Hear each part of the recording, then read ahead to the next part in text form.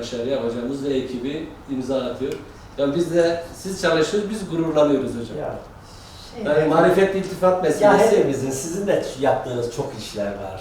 Siz Evet. de çok işler Allah var. razı olsun. Bu sadece Malatya'nın başarısı değil, Türkiye'nin başarısı. Rabbim ilminizi arttırsın. Başarılarınızın devamını diliyoruz hocam. Ben de Battal Gazi'de böyle senin gibi, sizin gibi saygın, kibar, hakikaten şimdiye kadar ki bütün karşıya gelmelerimizde de hakikaten çok çok yakınlığınızı gördüm. Onun için ayrıca teşekkür ediyorum. Onu da her zaman hissediyorum. Yani şu, Hocam ulaştı, cesaret ister. bakın şu karaciğer, bu çocuğun babası annesine karaciğer verecek fakat karaciğer o kadar büyük ki çocuk. Yani babadan şu kadar karaciğer aldığımız zaman çocuğa sığmıyor. Bu kocaman bir sağ taraf %70 duruyor. Çıkardığımız kısım belki en fazla 20-25. Fakat Sağlam şey değil mi? sağlam karaciğer. Fakat bu karaciğer de çok büyük. Bak şurada alt tarafta bir parça var, görüyor musun? Evet. Kendisine bağlı. Öbür masada da çocuğun ameliyatı yapılıyor şu anda. Hocam Allah kolaylık versin.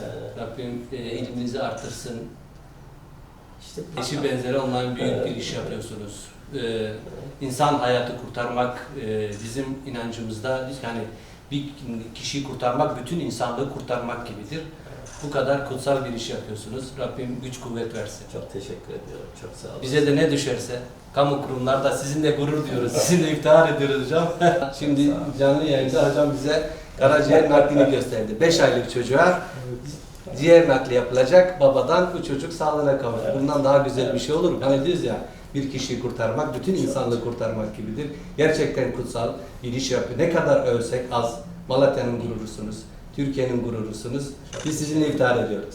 Çok sağ olun. Üniversitemizin de, enstitümüzün de, hocamızın da, ekibinde emrindeyiz. Çok teşekkür ediyorum. Sayın Belediye Başkanımıza, Sayın Taşkın'a nazik ziyareti için çok teşekkür ediyorum.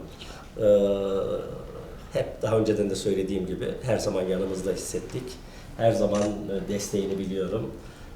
O açıdan kendini tanımaktan da zaten son derece memnun, bahtiyar olduğumu da söylemiştim. Şimdiki ziyaret için de ayrıca teşekkür ediyorum. Hocam yemek sözümüz de var. Yemek olarak Şimdi da Malatyalılar sizi çok seviyor. Ya Evet. hocam yani o yoğun içinde sadece ekmek salata mı? Ama biz peynir ekmek yiyorum. Orada da bir sulu çoban salatası gibi bir şey var. ama inşallah hocamı ve ekibini Kırköz'de balık restoranı misafir edeceğiz. Malatyalılar adına. Hocam ben çok teşekkür ederim. Çok teşekkür